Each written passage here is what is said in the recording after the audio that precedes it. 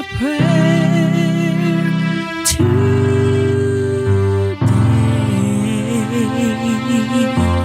is that the Lord give you peace that is unshakable. Yes, my prayer today is that He fills you with a passion for righteousness. Lord, my prayer today is that Jesus will guide you through every storm. Yes, every storm. Lord, every storm. This is my prayer today.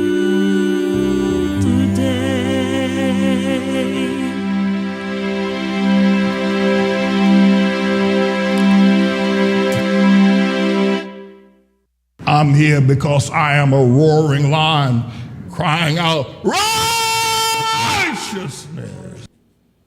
Welcome, everybody, to the Trust in the Lord Hour, the best broadcast hour on the entire planet. I've gone ahead and said maybe in the entire universe. An extraordinary broadcast. This Nehemiah segment, Ezra segment, that has become the dangling particicle of the great King Solomon, who have admonished us, advised us that we should follow the laws of God. And we've been able to discover that the laws of Moses, which are the laws of God, the God of heaven, that they are indeed a template of Jesus without flesh.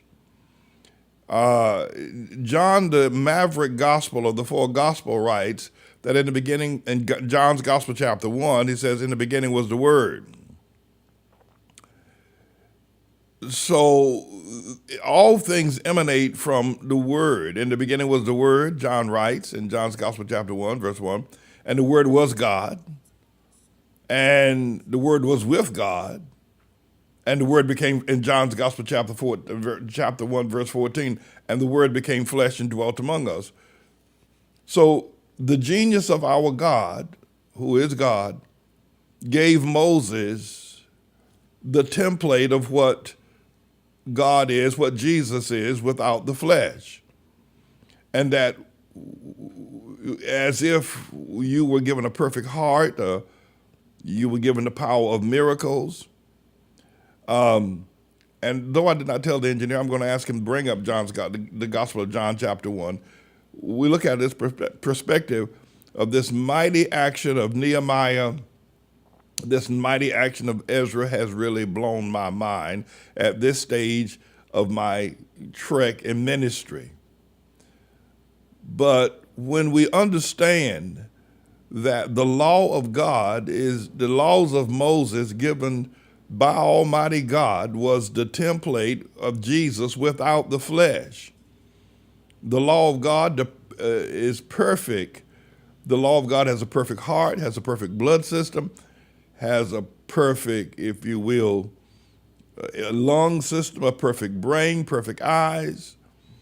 Just like Jesus, the laws of Moses and the laws that we have been trying to get you to focus on is the law of the Sabbath, the law of the first fruit. And those are things that many of you, for whatever reasons, have not been able to make that transition to. For whatever reason, you'll take that up with Almighty God, but you're still listening. But I want to show you something, because what happened to Nehemiah and Artaxerxes, what happened to Ezra, the priest, and Darius, Cyrus, the king, it is just fascinating in terms of the development of the spirit and aura of favor. And I'm praying two things. One is that all of the members of the Outlaw Church globally, that the favor of God would fall upon you, and that at some point we would get the Nehemiah spirit to build Outlaw. We'll get to that a little bit later on. But let me just show you something about why it's important that you do not throw away the law of Moses. and Mr. Engineer, put up, if you will, John's Gospel. This is the Gospel of John. And John writes this, that God was not a mystery. God was not a genie coming out of some sort of a bottle somewhere. The God of heaven, the God who created the vast universe. That going all the way back past, and I don't believe in the Big Bang Theory, but going all the way past the Big Bang Theory, what was the essence that was life was the Word. That was in the beginning. There's nothing that dates beyond the Word of God. And that Word was with God. And that Word was God. Now, if you look at that last segment, and that Word was God, Moses was given that Word, and that Word was the template of Jesus. The Word was perfect. The Word gave you the power. The laws of God, the laws of Moses give you the power to heal. They give you the power to be anointed, give you the power to fight great battles. The laws of Moses, and the Word was God. Now, Mr. Engineer, if you'll scroll down to verse 14 quickly of John's Gospel for 1. And it says, and that Word which was God was then made flesh. That's Jesus. Now, you can argue against, you go get your theologian, go get your Catholics, your priests, your cardinals, your popes, your Southern Baptist preachers, the Reverend doctors, you can get your Methodists, whosoever you want to get. But you're not going to argue against John, the writer of the gospel. John said the Word was made flesh. Now, that Word that was in the beginning was Jesus, and it was made flesh, and it dwelt among us. And we beheld his glory. The glory as of the only begotten of the Father, full of grace and truth. You're not going to refute that. So when you say you don't have to keep the laws of Moses, you are saying, I don't have to follow Jesus. Jesus is that Word. Jesus is that Word made flesh. Jesus is that Word made flesh. But the devil, he offers a great argument, and religious people want to think that somehow or another they are loved by God, but they are full of sin. And they go to these churches on Sunday, the light day, rather than the Sabbath day. They go on the light day, the day of light, rather than the day of the Sabbath. So, wanted to be able to express that. Now, if we go back to Proverbs chapter 3, Solomon writes or teaches, my son, forget not the law. If you just interchange the word law with the word Jesus, and that because that's what it is. I've shown you from the writing of John the Gospel. I don't think you're going to let your pastor, I don't care who he is, refute John's Gospel. My son, forget not Jesus. Forget not my Jesus. My son, forget not my Jesus, but let thine heart keep the commandments of who and what Jesus is. If you do that, length of days and long life, we're not going to focus on that right now, and peace shall be added to thee. Let not mercy and truth forsake thee. Verse 4, and these are the verses that so exemplify Ezra, Nehemiah, and to some degree Esther. We haven't studied her at length, but we have it with Ezra and Nehemiah. So shall thou find favor, and that's the thing that Ezra and Nehemiah, there's just never been anybody in all of history that's had the kind of favor that Ezra had, and also Nehemiah. So shall thou find favor and good understanding in the sight of God and man, if you forget not Jesus, which is the law, which is the Word made flesh. My friends, it doesn't get any clearer or simpler. Now, the devil will stand there and he'll tell some of you, not all of you, the devil will stand there and he'll tell you to argue with Pastor Manning. And really, it's your flesh that's yearning for sin. It's your flesh that's yearning to run amok. It's your flesh that's arguing with me. Well, it's the spirit of the lies of the devil. All right, so here, let's go to Nehemiah chapter 2, verse 5. And we want to look at what Nehemiah is saying to King Artaxerxes.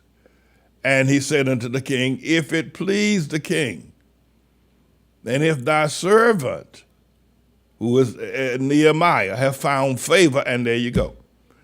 Now, Solomon prophesied this some 450 years earlier about the power of favor in the sight of man and God. But Nehemiah prays to the Artaxerxes and said to him, if thy servant have found favor in thy sight, that thou wouldest send me unto Judah, unto the city of my father's sepulchres, that I might build it. Now, I'm going to go over the fact that Nehemiah was not a construction engineer. The man was a well-trained, sophisticated butler who protected the king. And by the way, the butler also protected the king of his food as well, that his food was not poisoned, that his drink was not poisoned, and I call it a Mickey Ficky. But that was Nehemiah. Nehemiah was very trusted of the king. Nehemiah, Artaxerxes, put his life in the hand of Nehemiah. And though Nehemiah was not a Babylonian, Nehemiah was a Jew. Nehemiah was a Jew. He was a captive. He was a prisoner. You know, we talk a lot about the house Negroes, and there is some truth to their misdealings and their mishandling. I don't know if many of them went as far as Nehemiah did to look back, and I at some point in time I'm going to talk about how President James Monroe was persuaded to send the slaves back to Africa and sent some back to Africa and founded the nation in Africa called Liberia with the capital of Monrovia. I'll get to that. But if you can see Nehemiah in the context of a slave, like the slaves that were here in America, he was a slave. But he was so dedicated, he knew that it wasn't Artaxerxes that put him in slavery. It was the prophecy of God through Jeremiah that put them in slavery for 70 years. So he had no angst or animosity against Artaxerxes, Darius, Cyrus, or any of them. So what I would say is that I have a Nehemiah spirit. I have no angst against white people or Jewish people over slavery, or over the truth of the fact of why we went into slavery. Nehemiah had no complaints with Artaxerxes. Y'all got us in slavery, making us serve you, and doing all these kinds of things to us. And we Jews, we ain't that, Nehemiah didn't have that kind of spirit, and neither do I. Now that's hard for the average black person to understand. They just don't understand. They think that you're supposed to have an attitude. But the issue with Nehemiah and the issue with James David is that I know that God prophesied we're going to be slaves. So I ain't going to be mad with the white man. Why would I be mad with him? He had nothing to do. He's probably minding his own business till God said we were going to be slaves. Then he had to put up with us after God said that. I'm not going to be mad with the white man. I'm not going to be running around Black Lives Matter, civil rights, or any of that. I'm not going to do that. Because the initiator of this whole process was God himself when he spoke through the prophet Noah that we shall be slaves. So why am I going? And that's what Nehemiah had. But beyond that, Nehemiah was so convincing that he had no angst against the Babylonians, that he was given the job of tasting the king's wine, tasting the king's food, protecting the king, and had done it for years. And in fact, when Ezra went back 13 years earlier, Ezra was back in Jerusalem, back in Judah, building the temple for 13 years, and Nehemiah stayed there with Artaxerxes. And the beautiful thing about this is that as Nehemiah asked the opportunity, can I go back and build the wall?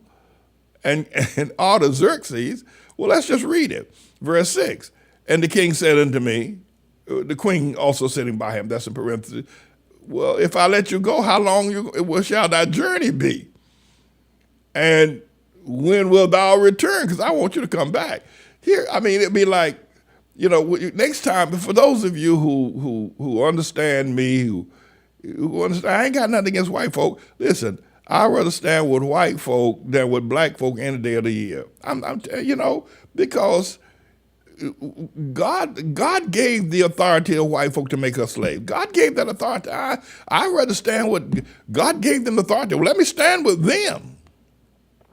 rather than standing with black folk marching and protesting and getting shot and shooting each other and living like dogs, living like the worst of the worst, rapping and cussing and not building anything, I ain't want to stand with, are you kidding me? I mean, if you can see that through my eyes, and that might be difficult to see, I'd rather stand with white folk any day of the week than stand with black folk. Until black folk get enough sense, they have enough sense like Nehemiah.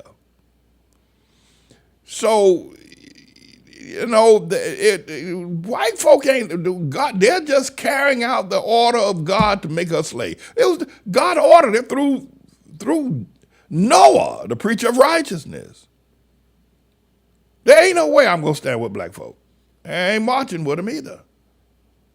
I'm like Nehemiah. I'm gonna serve the king. That's why. Now you can call me an Uncle Tom, you can call me Uncle, whatever. You let your ignorance talk. Anyway, so the king wanted to know, well, if I let you go, how long you gonna be gone? So it pleased the king to send me, and I told him what time I'd be back. And in this part, they're talking about favor. Moreover, I said to the king, well, if I could just ask one more thing of the king. Now that you're going to let me go, will you let letters be given me to the governors beyond the river? That would either be, I think, the Euphrates River. I kind of figure, I know the Euphrates is on one side.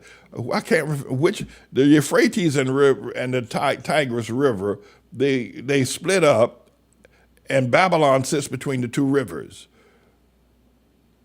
I think the Euphrates River is on the west side, so if Nehemiah was going back to Jerusalem, to Judah, he would have to cross the Euphrates. So that would be the river he's referring to. Let letters be given to me to the governors beyond the river, beyond the Euphrates River, that they may convey me over till I come to Judah. In other words, all these are small town, tin-horn kings and beyond Babylon don't jack me. Let them know that King Artaxerxes said, I have a passport. And he also, and a letter also to Asaph, the keeper of the king's forest, that he may give me timber to make beams for the gates of the palace, which appertain to the house, and for the wall of the city, and for the house. Now, I said before that Nehemiah was not a construction engineer. He was a well-sophisticated, wearing a nice suit, starched shirt, and, he was pressed in iron every day because he was the king's butler. That guy didn't know nothing about construction engineer. But when we do get to that, and we're not going to be able to get to that today, you're going to see how he planned the construction and the rebuilding of the gates, the building of the doors, the gates to the temple of Jerusalem that Ezra had rebuilt or started the rebuilding. It's fascinating. I love this segment of the Bible. I love it, and I'm praying that you're growing as a result of it as well. But Nehemiah then asked for one more thing of the of King Artaxerxes.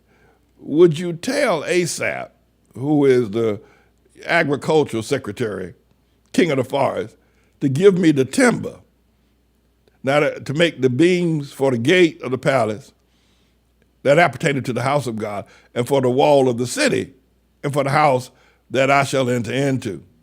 And the king granted him according to the good hand upon me. Imagine how much timber it takes to make 12 mega gates to go around the big wall. And all that timber was put on, horses or wagons, and it must have been wagon loads and wagon loads and wagon loads of timber from the forest in Babylon that King Artaxerxes sent back with his favorite servant. Which reminds me that, I've talked about this over the last few years. If you are going to work for someone, serve them.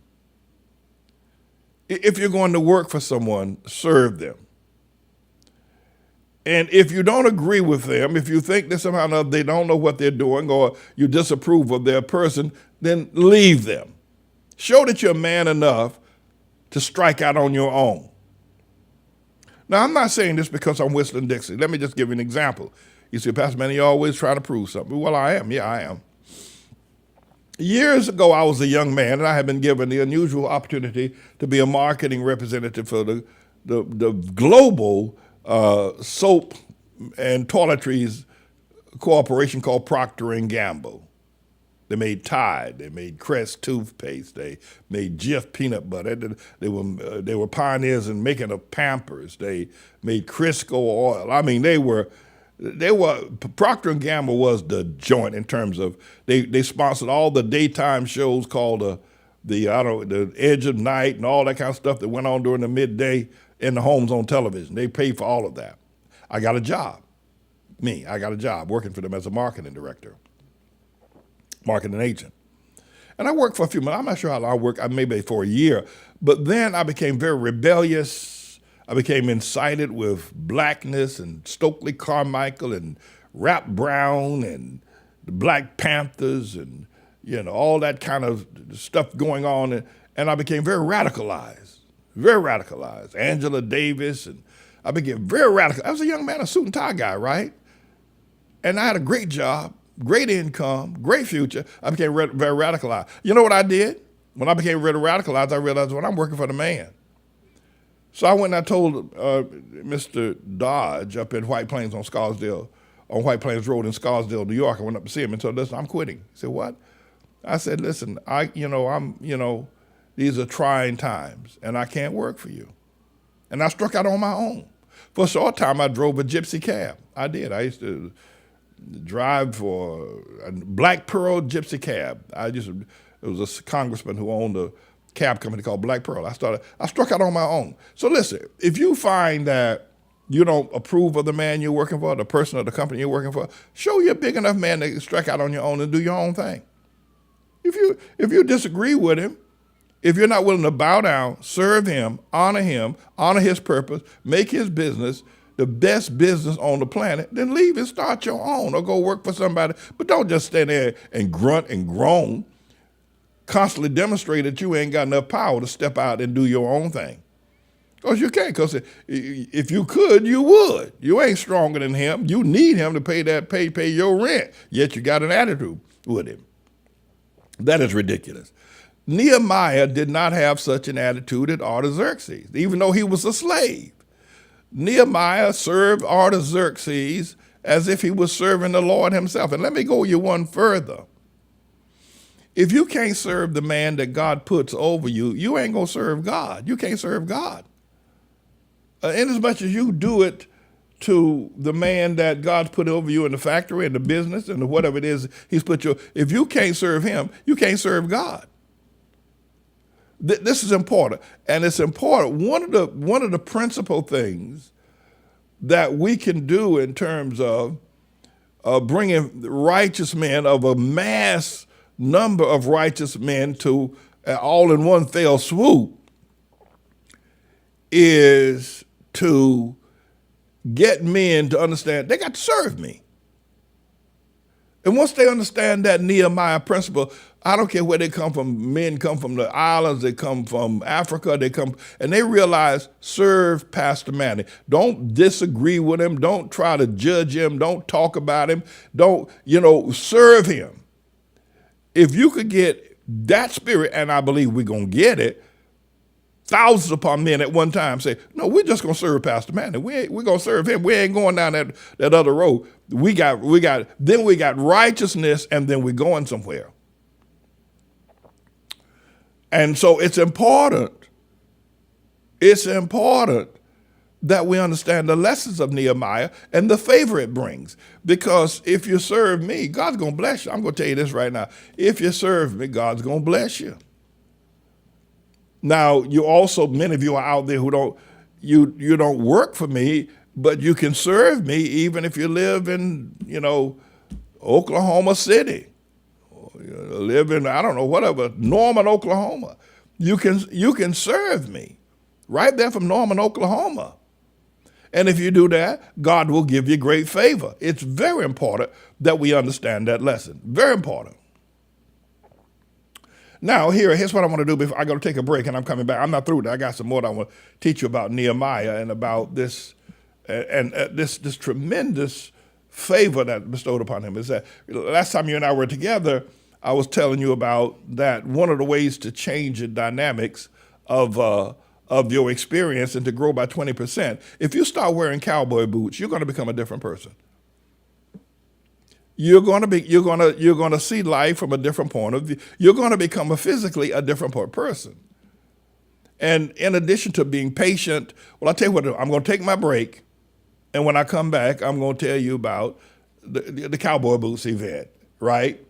And how you can increase 20% of some of the very difficult things it is for us to get rid of, some of the habits we have, some of the things that we do to get to leave those things and become somebody different. Very difficult. But wearing cowboy boots is going to change your life. All right, I'm going to take a break. Don't go anywhere. Now, I ain't through with y'all. I ain't through fussing y'all out, so don't go anywhere. But remember this. There's a straight route to God's heart through serving the man that God puts over you. Do not judge him. Don't criticize him. Don't raise your hand against him. You don't know who it is that he is when he stands before God. It is not your job to judge another man's servant. Serve, and one day God will give you your own. All right, okay, I'll be right back. Don't go anywhere now. I'll be right back. The Mellon Bank, to Judge Bluth, and to Judge Francis A. Kahn III, we shall not be moved. We shall not be moved. We shall not be moved. We shall not be moved. We shall not be moved. We shall not be moved. We shall not be moved. We shall not be moved. Dance it up now. We shall not be moved. Clap with us now. We shall not be moved. Sing with us now. We shall not be moved. Come on now. We shall not be moved. Come on now. We shall not be moved. We shall not be moved. We shall not be moved. We shall not be moved. We shall not be moved. Pastor Manny now. We shall not be moved. Mother Manny now. We shall not be moved. All the elders now. We shall not be moved. All the mothers now. We shall not be moved. Come on, stop your feet. We shall not be moved. Come on, clap your hands. We shall not be moved. Sing it. We shall not be moved. We shall not be moved. We shall not be moved. We shall not be moved. We shall not be moved. We shall not be moved. We shall not be moved. We shall not be moved. We shall not be moved. We shall not be moved. We shall not be moved. What is one of your favorite meals that you have had here? Burgers and fries. The food's delicious. The rice and the chicken and cornbread. As The it food is should. wonderful. You see it made in the kitchen. They have sandwiches, soups, waffles. It's Everything. everything. It's always gourmet breakfast made fresh every day. I personally love Sister Leah's eggs. It is amazing. I can't even begin to fathom the airy taste.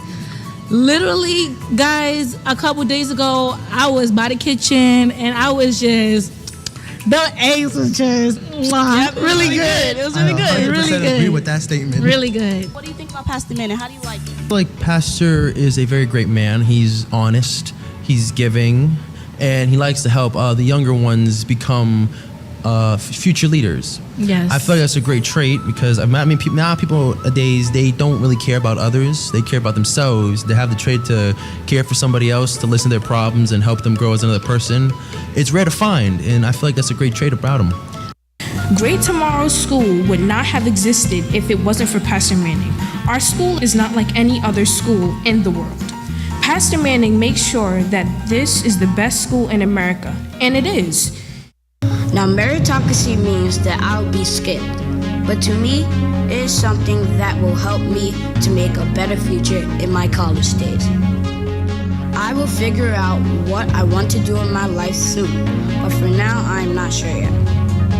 I'm pretty much leaning towards engineering, but not completely sure yet. I'm confident that Jesus will tell me yes sometime.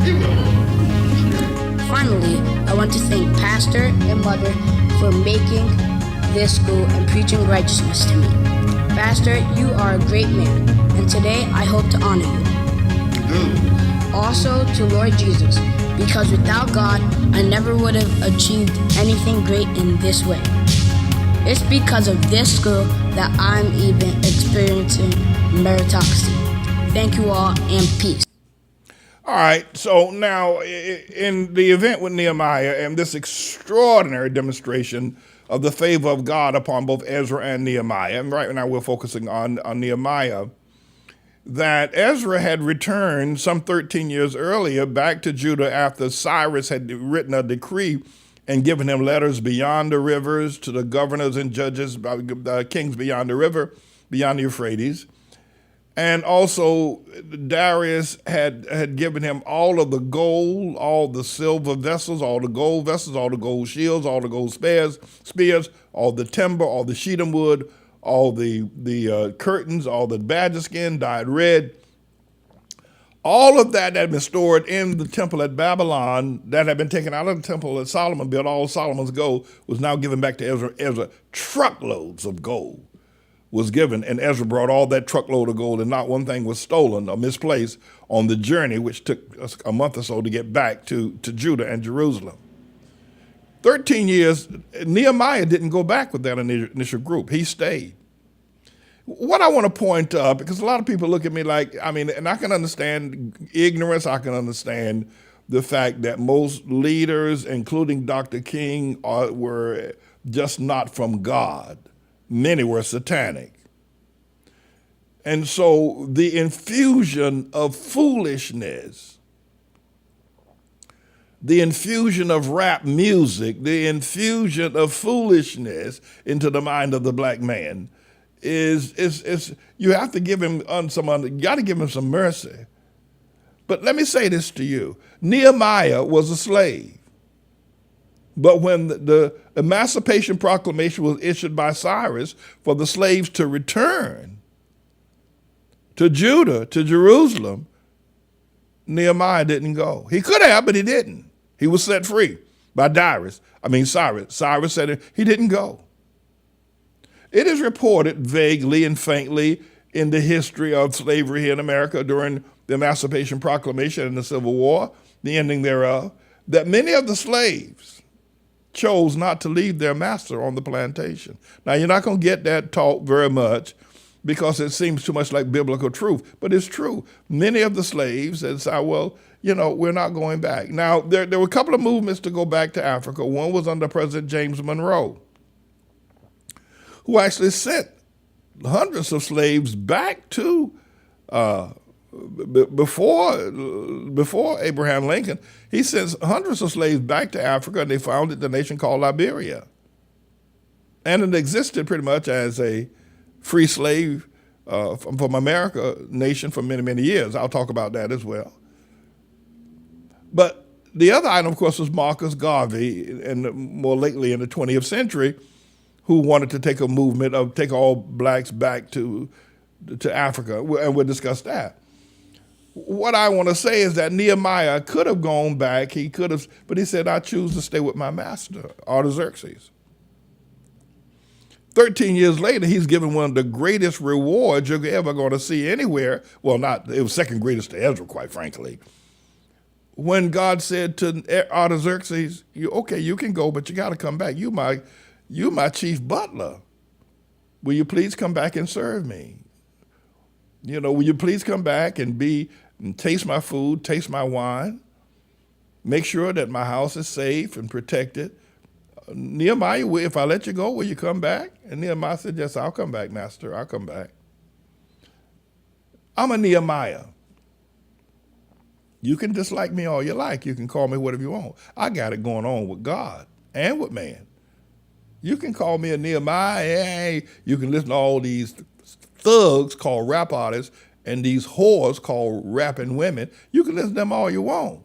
Or listen to all these shysters, these satanic, if you will, tongues talking about civil rights, woke, critical race theory, Black Lives Matter. They are absolutely from the bottom of hell, all of them. Even the civil rights marches, they're from the bottom of hell because they're raising up against God. The white man, God said by Noah, we're going to be slaves. What else what's your problem? What's your problem?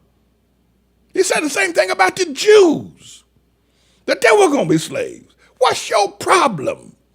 Except you are satanic. We need equality. We need what the white man did us wrong. It's satanic. Anyway, so let me just, so Nehemiah said, I'm staying with Artaxerxes. I'm a Nehemiah.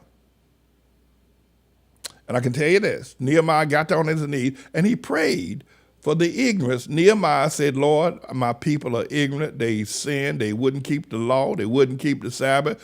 Nehemiah fasted and prayed for the whole lot. Daniel did the same thing and Ezra did the same thing and said, Lord, listen, my brothers, the Jews, they are just stupid. He confessed for the whole nation. Ezra confessed for the whole nation. My brother, the Jews, they're stupid. I confess, I pray for them. We're in slavery because we wouldn't do what you told us to do. We had it going on, but we wouldn't keep the law. Ezra prayed that. Nehemiah prayed it. He did. And Mr. Engineer, give me chapter 1 for just a second of Ezra. It's starting at about verse 7 or so of Nehemiah. And it's very important that we understand that that the entire system here in America has been completely turned the wrong way. Go back to verse 6, Mr. Engineer. Here's what Nehemiah prayed. Nehemiah prayed to Almighty God when he found out what was going on in Jerusalem with Ezra. He said, let thine ear be attentive and let thine eyes be open, that thou mayest hear my prayer, or hear the prayer of thy servant, which I pray before thee now, day and night, for the children of Israel, thy servants, and confess the sins of the children of Israel, which have sinned against thee. Both I and my father's house have sinned. Now, suppose Dr. King had gotten down on his knees at the Washington Lincoln Memorial and prayed the same prayer. Black people have sinned. They have sinned all the way back to Africa. And Dr. King would pray, and Lord, I want to confess that we're sinners. I sinned. My father sinned. We've all sinned. As a nation of black people, we're just full of sin. And we've sinned against you. We ain't sinned against the white man. He ain't had nothing to do with this, Lord. We sinned against you. Back it up to verse 6 one more time. Imagine Dr. King praying this, or Malcolm X praying this before the world. Lord Jesus, let thine ear be attentive. Let thine eyes open, that thou mayest hear the prayer of thy servant, and which I pray before thee now, day and night, for black people, thy servants, and confess the sins of these black people, which we have sinned against you.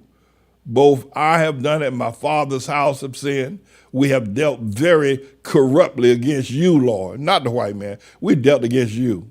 We've not kept the commandments, nor the statutes, nor the judgments, nor the commandments of thy servants Moses. I tell you, Dr. King prayed that, Martin King, Malcolm X prayed that, they shot him right there on sight.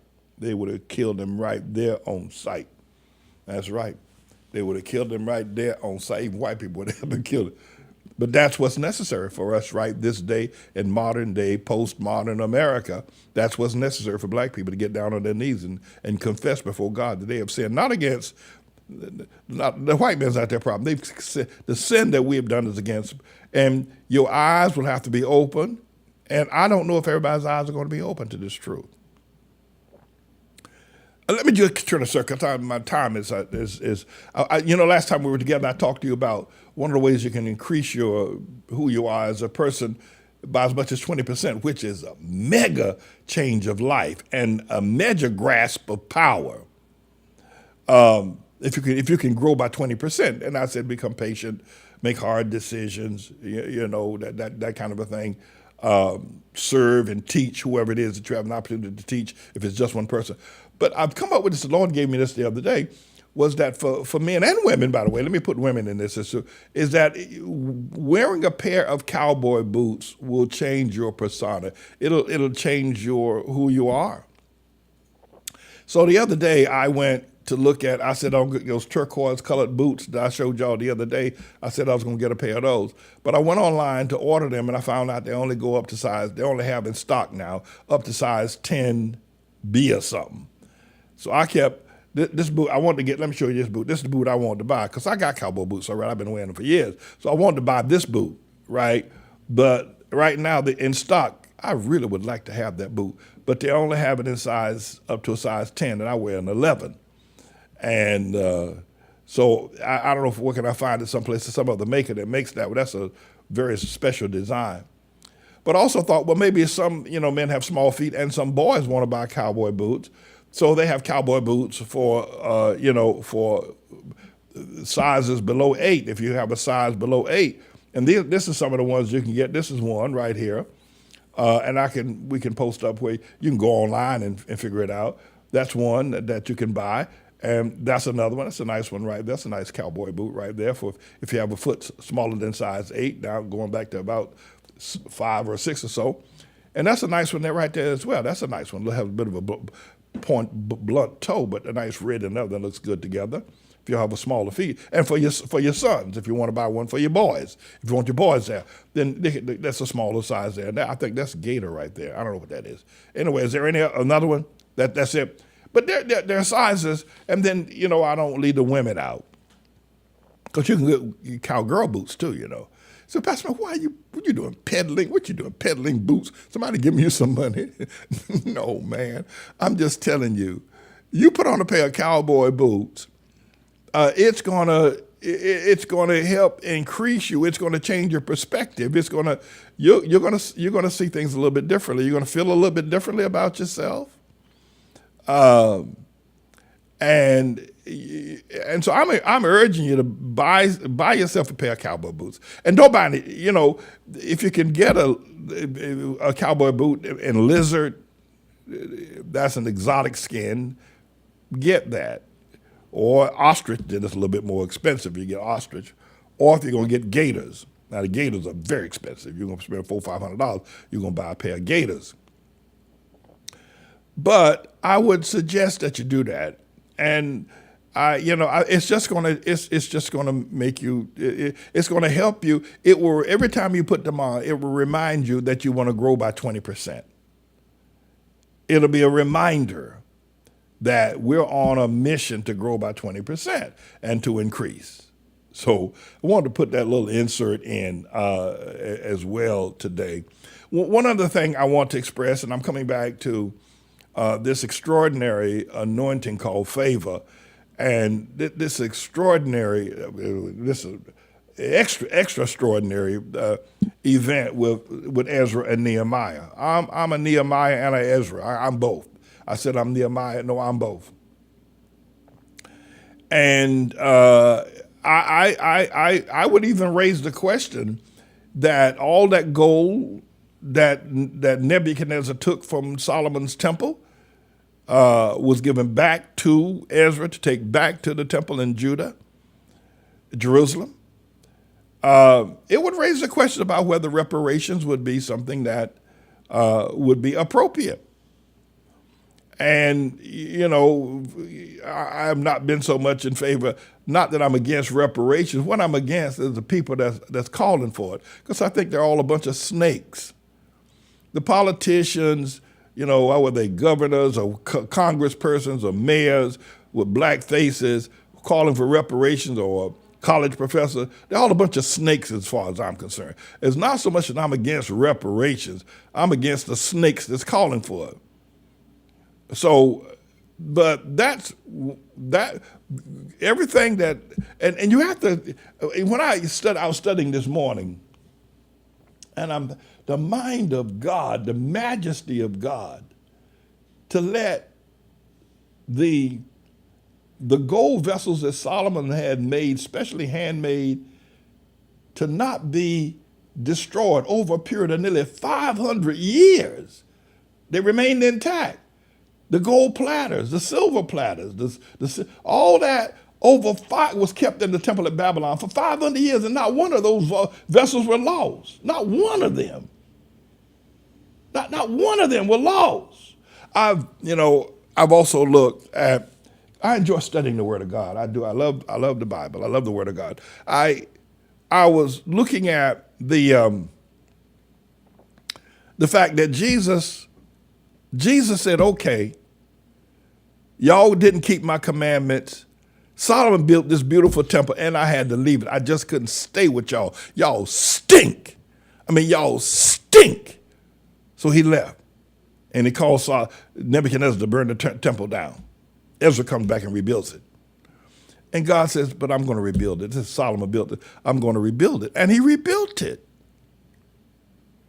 God, his name is Jesus, rebuilt that temple, and every silver spoon, every gold vessel that was in the original temple, God preserved it for over 500 years and brought it back to the temple at Jerusalem when Ezra came back. He brought all that gold back with him.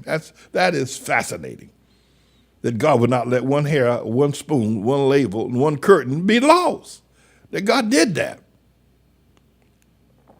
And I'm very concerned about what God has in store for us as Hamites. As I continue to preach, I will deal with that more. But what I want to point up is that finally Jesus himself sits down and looks at the temple of Solomon's temple, now built by Herod the Great, and he says, "I'm going to tear it down myself this time.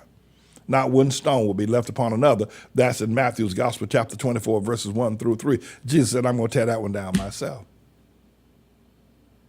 And all the gold and silver that was in that, and probably more because Herod had a collection of gold and silver, has not been recovered.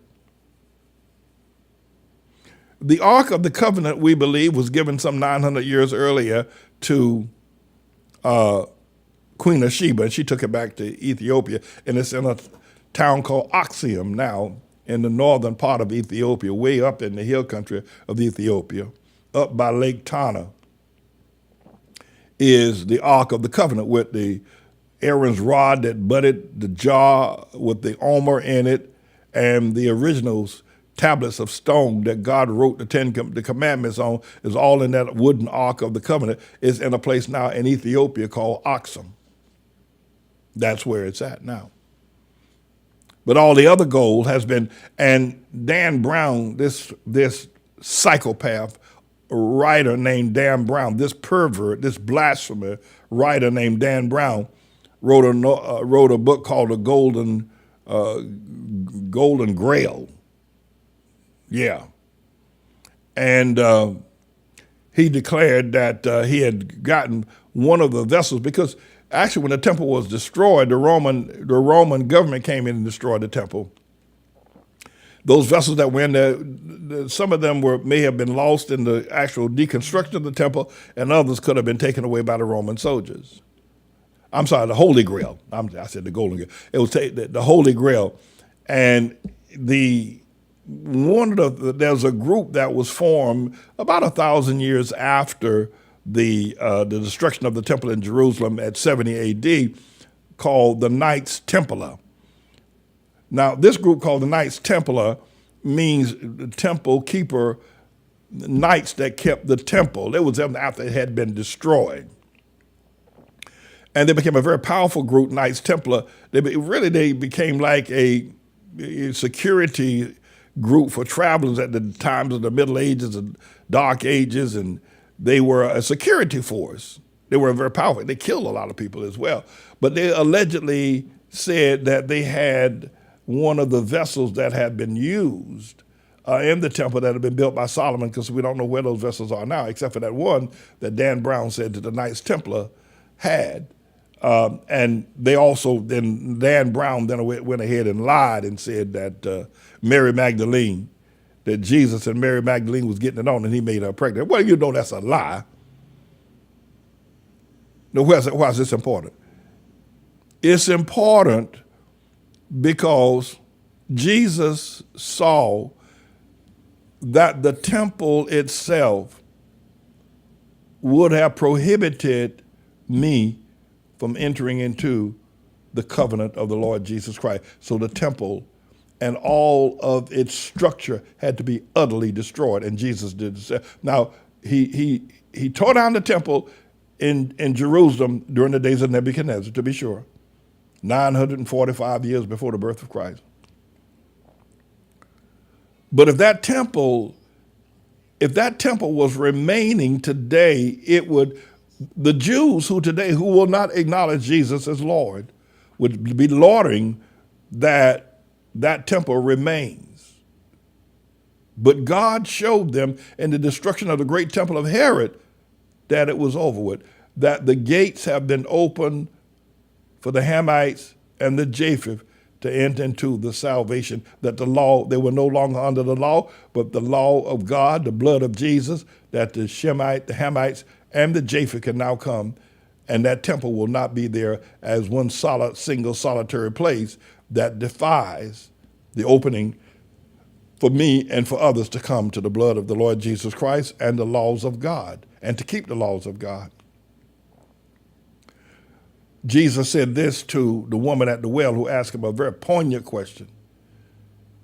She said there in John's Gospel, chapter 4, because they didn't go, and the Samaritans, and Jesus said, I must go through Samaria. And he went through Samaria, and he met the woman at the well, and she said, why are you asking me? You know Samaritans don't have anything with Jews to do with Jews. Then she asked him a question. She said, well, where shall we as Samaritan Jews worship? Because we can't go to the temple. And Jesus, and they have been worshiping it in a place in Samaria called Mount Gerizim. And that's where they would go and worship, at that mountain, because they couldn't worship at the temple. They were outcast Jews. So Jesus said to her, Mr. Engineer, pull up John's Gospel, chapter 4 for just a second. Our time is, ooh, look at that time. Pull it up for just a second. I want to show people something in John's Gospel, chapter 4, about why Jesus tore down the temple and why it will not be rebuilt. Now, there are a lot of Jews talking about rebuilding the temple out there in Bethel in the desert, where Jacob saw the angel going back and forth up and down the ladder. But that ain't going to happen. Jesus tore that temple down because the door is now open for everybody to come. They were no longer under the laws of God, but we can now come. Go down to about verse 24, I think, if I can remember correctly. Okay,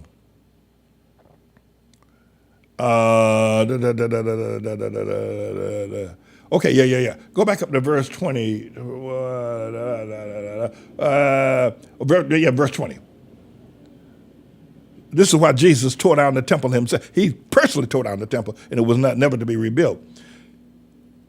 She said to Jesus, she said, our fathers worship in this mountain, which was Mount Gerizim, in the event you don't know. And ye say that in Jerusalem is the place where men ought to worship. And Jesus said, now this is the woman at the well. Jesus said unto her, woman, believe me, the hour cometh when ye shall neither in this mount nor at Jerusalem worship the Father. Ye worship ye know not what. We know what we worship, for salvation is of the Jews. Now, this was very important, because at one point salvation really was about the Jews till Jesus tore down the temple. I couldn't have gotten salvation. Jesus was saying, you know what you're talking about, for salvation was just of the Jews at that time. A Gentile couldn't get salvation from God until Jesus spilled that blood and then tore down the temple 35 years later. Watch this, verse 23. Jesus said, the hour cometh, and now is, when the true worshiper shall worship the Father in spirit and in truth. For the Father seeketh such to worship him. God is a spirit, and they that worship him must worship him in spirit and in truth. Forget about the temple. We don't need that temple anymore. Jesus tore it down 35 years after his resurrection. Fascinating. I got to go. I really have. I've got to go. Need to tell you about our young people that they're going to be going on a ski trip this weekend. We pray that they'll have great success. Want to tell you that Gabe Lewis is going to be taking the test, a great interview with New York University today. He's graduating high school, and Gabe will be interviewed by New York University a little bit later on today, in about an hour or so. We'll give him our prayers, and we want to give a shout out to the opera diva, Deborah Love. That's going to be graduating Juilliard in May and getting married to Elder Smith in July, and that we're going to be traveling, the Pentateuch Vestals and others will be traveling to Rome, Italy, in June of this year as well. So there's a lot going on. Plus, I'm going to be standing before Judge Khan on the 17th of this month. So we got a lot going on. All right, everybody, stay tuned. We got a whole lot more coming up. Let's get close to the Lord. Oh, yeah. Let's get close to the Lord. Oh, yeah. Living life from day to day. We so busy, lose our way. Feeling empty and confused. Well, my friend, just one thing to do. Let's get close to the Lord. Oh, yeah. Let's get close to the Lord. Oh, yeah. Smile with laughter, but inside still could not find peace of mind. There's a hunger, yes, it's true. We forget we were made for you. Let's get close to the Lord. Oh, yeah. Let's get close to the Lord. Oh, yeah. Take my burden and my pride. Sinful life don't satisfy.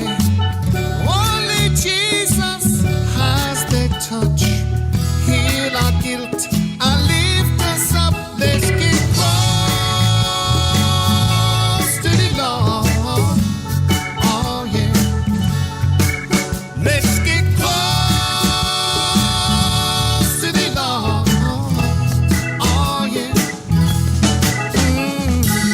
Abraham, Moses too. They fell down, but they get back up. Like Simon Peter in that upper room. Let's get close to the Lord. Oh, yeah. Let's get close to the Lord. Oh, yeah.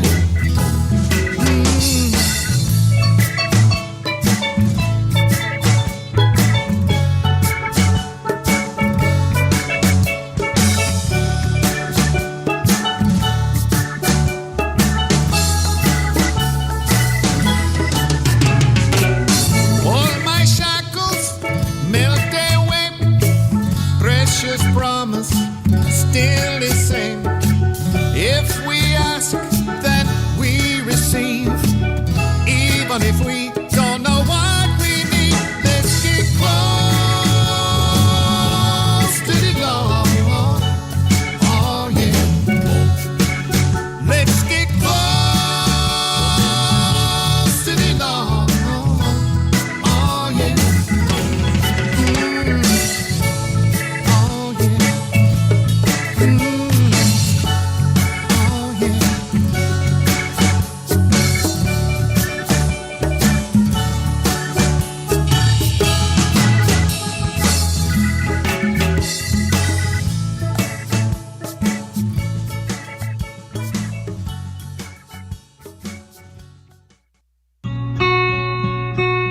Jesus, will you take my hand?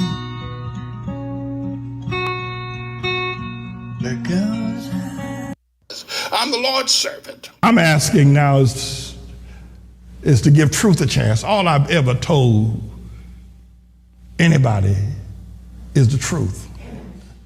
Now, just because you didn't understand it doesn't mean it's not true. And I'm asking people to give truth a chance. All around, you hear the lies being told from the top. Every time you turn around, it just don't seem to stop. When you're ready to move far beyond that same old dance, all you gotta do is listen, yeah, and give truth a chance. Give truth a chance. Everybody, Give truth a chance. come on and sing it. Give truth a chance. Give truth a chance. I'm here because I am a roaring lion crying out righteousness. All right, welcome everybody to the Manning Report. I am Manning, and we've got gray skies again, Sister Kane. By the way, Deacon Jesse Munoz, are you okay out there in San Bernardino? I heard they've had like feet and feet of snow, or foot and foot of lots of snow out there.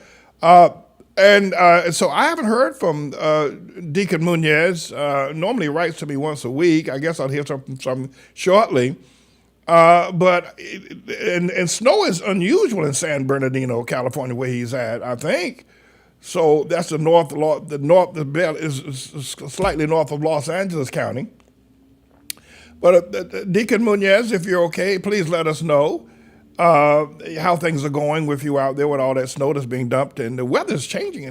California is usually a place where you don't know rain or snow. So we want to be able to give a shout out to him and shout out also to Deacon Manning, or Deacon Marsh, Waverly Marsh up there in New Hampshire. There's a lot of snow they've got going on. At least that's what they forecast. I don't know if it's really happened because we didn't get a lot of snow here in the Big Apple the way they said we were going to get. I was talking to someone, Brother Myers, up in Boston, Massachusetts, and he said that they didn't get any snow up there either from the big snowstorm that was forecast. The temperature is scheduled to be up in the 50s, as high as 57 degrees today in the Big Apple, even though we've got these extraordinary gray skies. And I suppose summer is coming shortly. We'll be able to have a much better shot at what's going on. The murder trial of Alex Murdaugh is going on. I think the defense has finally put together its closing arguments that started about 9:30 this morning. It took a break at 11 o'clock. And I think he's finally rested his argument, and now the state is offering its rebuttal. We're not going to bring it to you live. I guess we can. Let's just see what's happening in the state's rebuttal of the Murdaugh trial going on. Now, the defense is already rested. Let's see what the state prosecutor is saying in this trial of this maniac, Alex Murdaugh. Since you didn't see it the next day. Now, I asked, was there another tarp there? Well, there was a blue and silver tarp.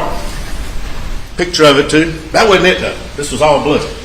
And the only other blue tarp that's in evidence, and I let it go in just so I could argue this right now, is the tarp that they showed Jelly that they got from Kmart. That's not real. This tarp, no. Looked like that. I don't know what it was. He had it bundled up. Well, lo and behold, when we find out this information, and they try to make a big deal about it, I think it makes it more pure. She's at a traffic stop or an accident or something. She tells the police officer, I forgot about this. You can't make it up. So they get a search warrant, and they go search. And lo and behold, crumbled in the closet is a blue vinyl something when you pull it out, and it's this jacket. You see how evidence of a fact and another fact that leads to the fact in question? All right, drop the sound on I don't know why you put it in the video there. up. This guy Alex is as guilty as anything guilty about anything. And he may walk. He very well may walk, and he very well may walk because I think the prosecution spent a lot of time dealing with his financial, if you will, criminal activity, which needed some attention. I don't know if I was prosecuting the case. I don't know if I would have dealt so much with his. He may walk, But I think the good people of South Carolina, if they let this boy off and let him walk, I ain't going to South Carolina no more. And I'm telling Sister Kane to move. And anybody else that listens to me in South Carolina, I'm telling them to move to North Carolina, Georgia, or somewhere. Yeah, this is, one of the things that you might want to consider is that we're in a period of the tribulation. Now, a lot of y'all don't want to hear me talk about that, but you got Donald Trump who lies profusely. The man just lied. Donald Trump will tell you one lie after the other, one lie after the other. And you've never seen anybody who lies as good as he does. And then 4 years later, here come lying George Santos, who also just lies and lies and lies. And tells one lie after the other, lies on his mother, lies on 9/11, lies on where he went to education, lies on killing a dog. He just lies, and he lies with a straight face. And he said, well, doggone. We've never seen any people lie like this before. Now we got this Murdoch boy who's not only a liar, but a murderer and a liar. And, a person such as myself would ask the question, is this a sign of the times? That lying has become so pronounced and proficient, we've just never seen anybody lie. If you look at the trial, the prosecution spent like 3 days on a list of lies that this boy, Alex Murdoch, has told to his client, as a lawyer, to his client, to his partners, to his business partner, to his wife, to everybody.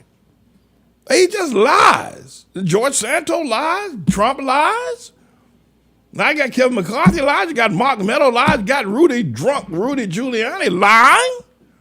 You got Fox News lying about the election when they knew doggone well that Trump had not won the election. They kept lying. Tucker, the coward, kept lying. Sean, hand me your freedom, you'll never get it back. Laura Yang and Janine PP, they all lie. Even they were sending emails back to one another saying this woman, Sidney Powell, is nuts. This is crazy.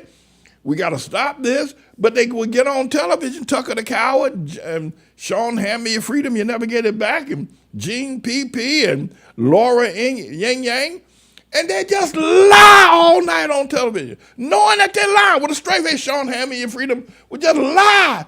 Tucker the coward would just lie. So, I got to ask myself, are we in the twilight zone, or are we in the midst of the tribulation? And it's just, and nobody cares. I'll give you a bit of it, I'll give you a bit of breakdown, because I understand now why the MAGA people like Trump, and they're going to go with him no matter what, even over that boy, DeSantis boy, even though they know he's a liar. They know he's a liar. They know he's a fake. They know he will not sit down and dinner with them. But the option is this. If they don't support the lie, and then Fox News said this. Fox said if we don't tell the MAGA people, the Trump supporters, the lies they want to hear, they're gonna go to Newsmax, they're gonna go to One American News, they're gonna go anywhere. So we got to keep telling them the lies. Otherwise, we're gonna lose our audience. So so the MAGA people know that Fox was lying. They know that. You're not telling them anything that they don't know, but they want to hear the lies. But here's the reason why. And to some degree, I understand that. I wouldn't go down that road with them, but I understand why. If you don't keep Trump, if you don't get Trump back in power, and you let Joe Biden win again, or somebody similar to him, the LGBT, they are off the chain with the stuff that they're doing to 4-year-olds. They're talking about a 4-year-old knows that they are a girl when they were born a boy. At 4 years old? And this is what the Biden liberal, Democrats, progressive, bleeding hearts, Black Lives Matter, they're all pushing this. And that's just minor compared to the other stuff that they're pushing. They're now against Abraham Lincoln. I've heard black people say, well, Abraham Lincoln didn't free the slaves. I swear before God. Here you come again. Abraham Lincoln didn't free the slave. It was a business deal. He wanted to save the South from the money. He didn't really love those slaves. He didn't want to. Damn. The man lost his life. They shot him in the head. You moron, you. Anyway, now this woke and critical race theory and all these people run around. Well, Abraham Lincoln was not on our side. So who is? So the MAGA people are saying, listen, if it takes lies to keep us out of the hands of these LGBTQ, out of the hands of Joe Biden, out of the hands of Black Lives Matter, out of the hands of the woke critical race theory. I mean, even the woke people are saying Dr. King's dream ain't good. We got the woke from the dream. We woke from the dream. And so they're saying, we'll have to deal with it. We'll settle this when we get to heaven. But right now, Trump keep on lying. But bring us back to presidency again. Anyway, all right, so drop that, Mr. Andrews. Drop that segment. I'm going to bring up the segment where this so-called doctor was testifying about how you got this segment where why it's happening to Dr. Izzy over the this business of a 4-year-old knows when they want. But look at this. Take a look at this. Would you? This is. I mean, would you believe this? Mama Neal wouldn't know what to do with this. I'll tell you the truth. And a 4-year-old? Heck, anyway, oh, Lord have mercy. But this is sickness. Go ahead, this LGBTQ stuff. And I said I wasn't going to do no more of it, broadcasting about it. But this, I couldn't pass this one up. Listen to this. This was on, I think this was on MSNBC, that boy named Chris Hayes, right? Listen to this. Go ahead, Mr. Engineer, roll it. It's a great question. It's the question that everyone wants to talk about is how can we let a 10-year-old, 11-year-old make a decision about this, something so momentous? And it's tough. But what I would say to people is, yeah, I didn't know a lot of things when I was 10 or 12 or 20. I didn't know my sexuality. I didn't know if I wanted to have kids or not. I didn't know some huge decisions about major life things. But I did know what gender I was. I think the same is for a lot of these children, not all of them, but many children. Parents bring them in and say, oh, we've known that she's a girl since she was 4. And the child knows that, the parents know that. Many of the cases are absolutely straightforward. Everybody knows that this person is a girl. She just needs some medical assistance to become a woman. Some cases are more complicated, but in a lot of cases, it's pretty simple. At 4 years old? At 4 years old? This woman's a doctor. She is sick. But this is the filth that they're pushing. This is, the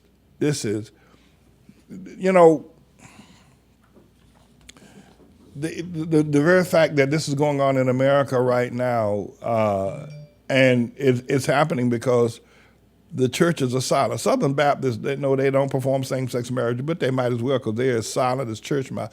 They just avoid the conversation altogether because 90% of the people sitting up in the Southern Baptist churches are freakish too, Many of them got a whole lot of stuff in their closets and in their bedrooms.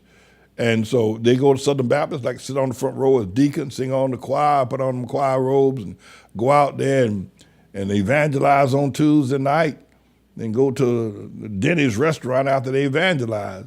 But they just as freakish as, the progressives. So this thing, the thing about LGBTQ is that everybody's sexually one way or the other. But to say that a 4-year-old boy wants to be a girl and knows he was a girl when he was born, what does that say about God? That God's got his cap on wrong. He don't know what he's doing. It's an insult before the Lord God Almighty. But, here, that's what it said. All right, listen, I'm going to take a break. Before I do, I want to give a shout out to Jatira Butler. Happy birthday to you. Y'all, if y'all got Jatira's text number, got a phone number, send her a text. Say Pastor Man is on the air singing happy birthday to Jatira. Happy birthday to you. Happy birthday, Jatira. Happy birthday to you. And I'll ask you, how old are you? By the way, Jatira, we're going back to Rome. I don't think you're going to be able to go with us, but we are going back. So y'all got to send Jatira a text and tell the Pastor Manning to sing the happy birthday song to her. And also, Gabe Lewis is going to be taking in just about an hour and 45 minutes. He's going to be interviewed by New York University. He's graduating high school, the Great Outlaw High School.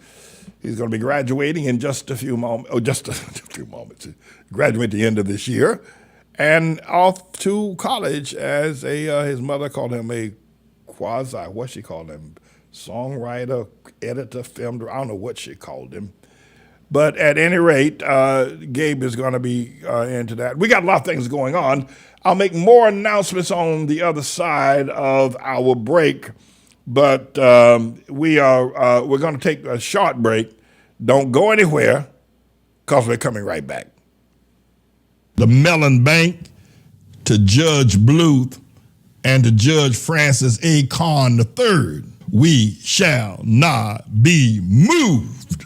We shall not be moved. We shall not be moved. We shall not be moved. We shall not be moved. We shall not be moved. We shall not be moved. We shall not be moved. Dash it up now. We shall not be moved. Clap with us now. We shall not be moved. Sing with us now. We shall not be moved. Come on now. We shall not be moved. Come on now. We shall not be moved. We shall not be moved. We shall not be moved. We shall not be moved. We shall not be moved. Pastor Manny now. We shall not be moved. Mother Manny now. We shall not be moved. All the elders now. We shall not be moved. All the mothers now. We shall not be moved. Come on, stop your feet. We shall not be moved. Come on, clap your hands. We shall not be moved. Sing it. We shall not be moved. We shall not be moved. We shall not be moved. We shall not be moved. We shall not be moved. We shall not be moved. We shall not be moved. We shall not be moved. We shall not be moved. We shall not be moved. We shall not be moved. Now, meritocracy means that I'll be skipped. But to me, it is something that will help me to make a better future in my college days. I will figure out what I want to do in my life soon, but for now, I'm not sure yet. I'm pretty much leaning towards engineering, but not completely sure yet. I'm confident that Jesus will tell me yes sometime. Finally, I want to thank Pastor and Mother for making this school and preaching righteousness to me. Pastor, you are a great man, and today I hope to honor you. Also to Lord Jesus, because without God, I never would have achieved anything great in this way. It's because of this school that I'm even experiencing meritocracy. Thank you all, and peace. Great Tomorrow School would not have existed if it wasn't for Pastor Manning. Our school is not like any other school in the world. Pastor Manning makes sure that this is the best school in America, and it is. What is one of your favorite meals that you have had here? Burgers and fries. The food's delicious. The rice and the chicken and cornbread. As it The food is should. wonderful. You see it made in the kitchen. They have sandwiches, soups, waffles. Everything. Everything. It's always gourmet breakfast made fresh every day. I personally love Sister Leah's eggs. It is amazing. I can't even begin to fathom the airy taste. Literally, guys, a couple days ago, I was by the kitchen and I was just, the eggs was just really good. It was really good. Really good. Agree with that statement. Really good. What do you think about Pastor Manning? How do you like it? Like Pastor is a very great man. He's honest. He's giving, and he likes to help the younger ones become future leaders. Yes. I feel like that's a great trait because now people nowadays, they don't really care about others. They care about themselves. They have the trait to care for somebody else, to listen to their problems and help them grow as another person. It's rare to find, and I feel like that's a great trait about him. All right, let's peep in on the trial, the Murdoch trial down in Walterboro, South Carolina. To hear it, this is obvious. This guy's a very southern. This prosecutor who's now rebutting the defense closing argument. Kind of hard to say this. His accent's so thick. But let's, Mr. Engineer, open up the mic. Let's see what he's talking about. It's down there. Y'all, if that video hadn't come out on that phone. Well, no. Now, under Mr. Waters' cross-examination, Why'd you lie? I wrote it down. I'm still not clear.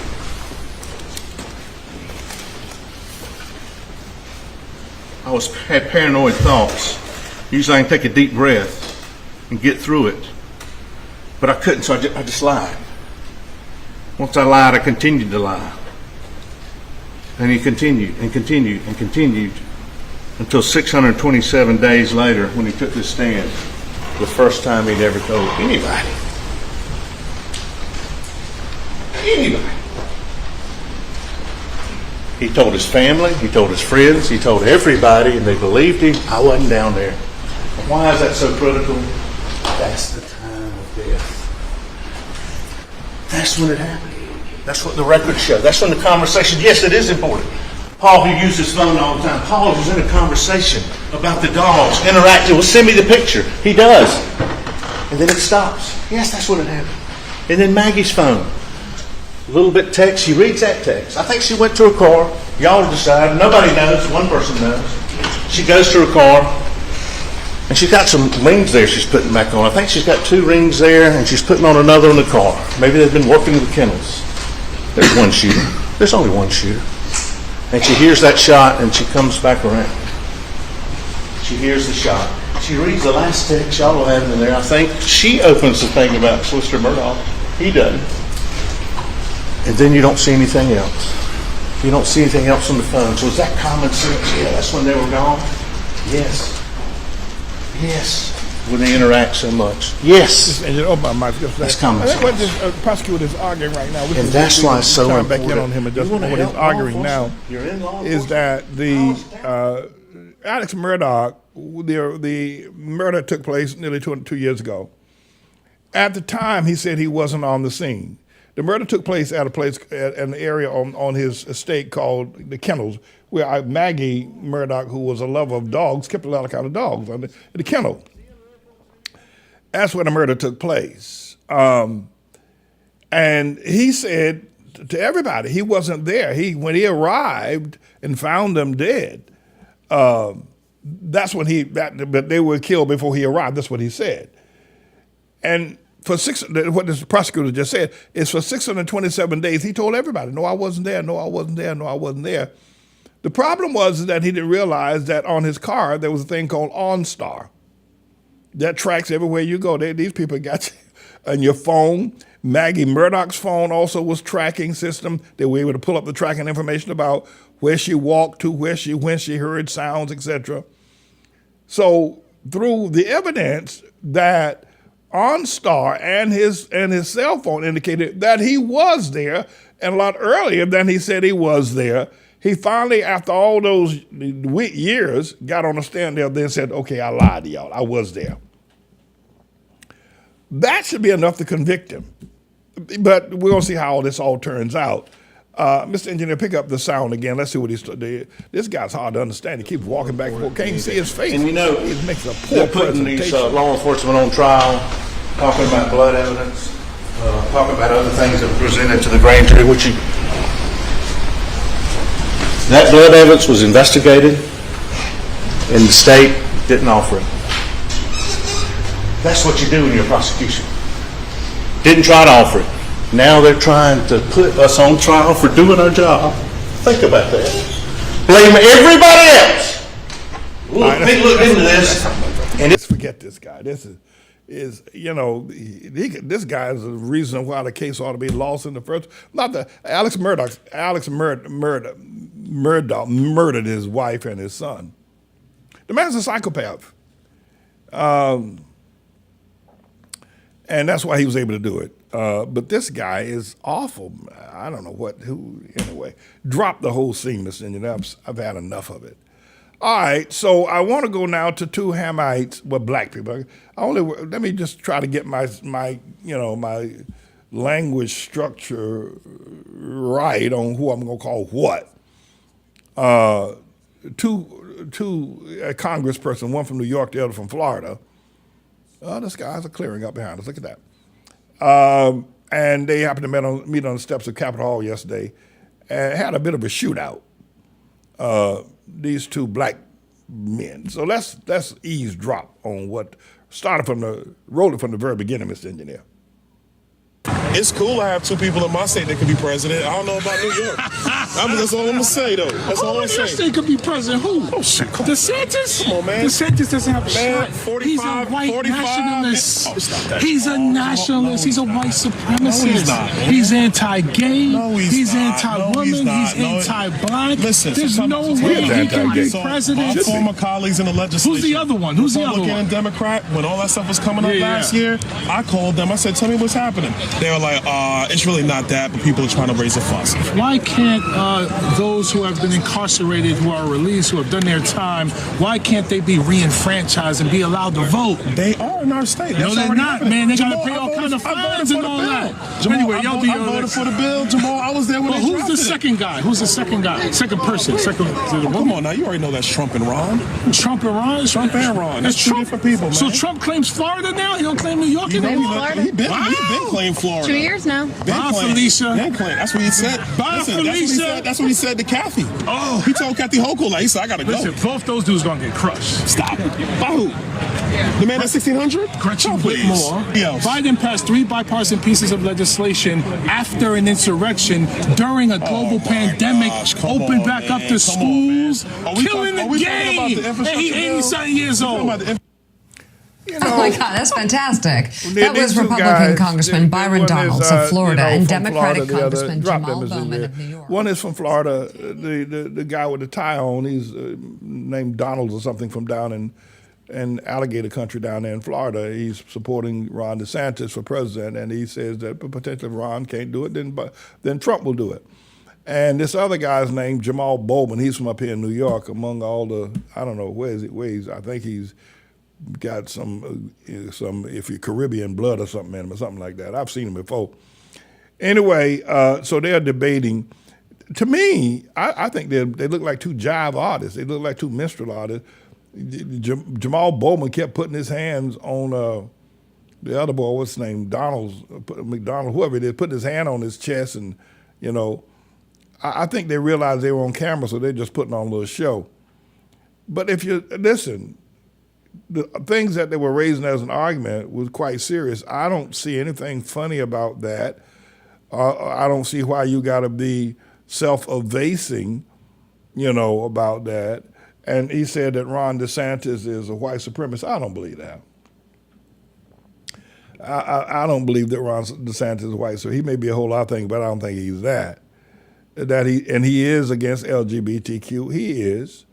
And the guy from the Congress from Florida said no, he isn't. Ron DeSantis is against LGBTQ, and rightly so. And he said something. What else did he say about he's white supremacist? He's anti-women. He's not anti-women.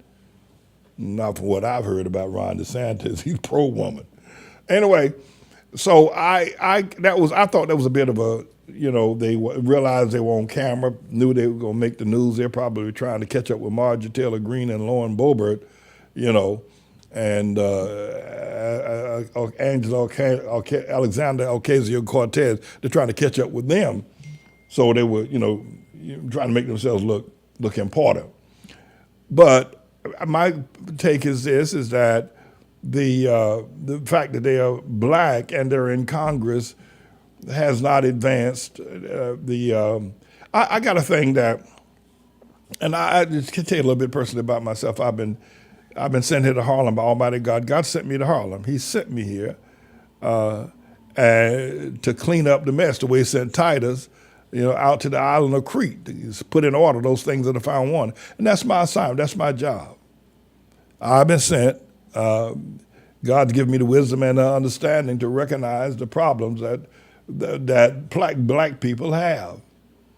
And I'm old enough to realize when there was a more peaceful time, more tranquil, more prosperous time, even right after the Civil War, I think we had 4 black senators. We're talking about senators, not just Congress, but senators from the slave states sent 4 black men to Washington, D.C. to be senators right after slavery. Days after slavery closed, they started building Howard University. Shortly thereafter, a few years thereafter, Booker T. Washington built Tuskegee Institute. Shaw University, Fisk, and Madam J.C. Walker, Madam J.C. Walker put together that hair pomade to make black people's hair look good, and it did.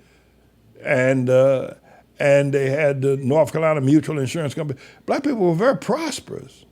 Now all they got is a bunch of black people who are absolute sellouts sitting in Congress or sitting as mayors of and the rest of the black people are suffering like dogs, living in shelters, don't own a thing, ain't got no money, and ain't got no sense. And God has sent me to straighten it out. And I thought I would say a word to you about that. I'm going to take a break, and I'll be right back. Don't go anywhere. I got more today on the Manning Report. Hang tight. I'll be right back. Oh, you ain't nothing but a baby mama. I said, what? A baby mama? I said, I'm a wife of 32 years and a mother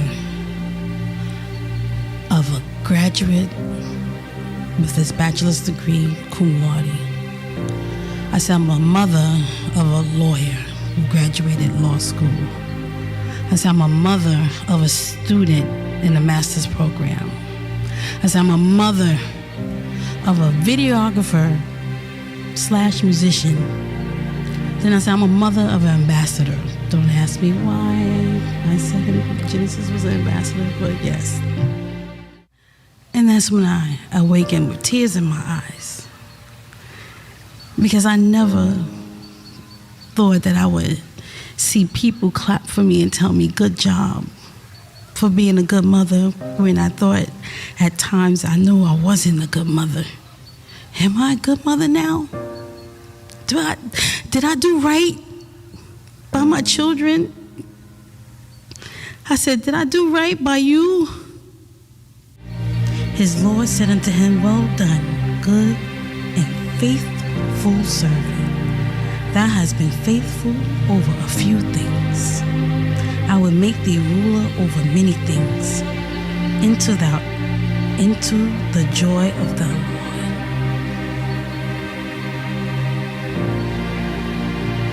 I'm sorry. That is all I want to hear from Jesus. Is that you done good. Thou good and faithful servant. We have to help Pastor. Pray for him. Pray for him. Pray for him. Keep him in prayer. Please help me to help him. Please. I beg you. I'm begging you to help us. Help him. He needs your support. He needs your help.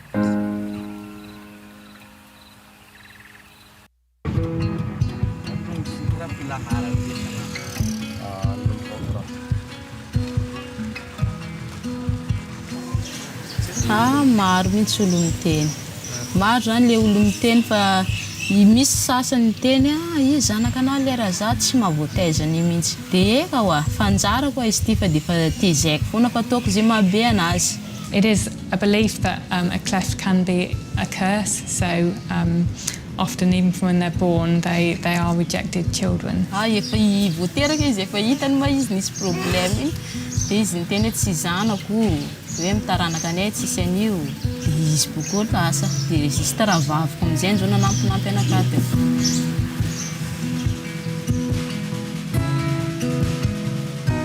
If we can change her life early, when she's still young, then she can just live a normal life and be a normal person, and it will make a massive difference to her whole life.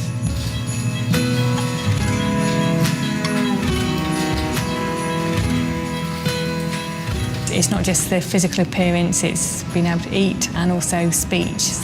Mety gaga donc olo mahita anazy amizao io. This is about really changing people's lives. It's not just a few individuals, it's individuals that make up communities. They can be re-established in their village a lot easier when they look more normal.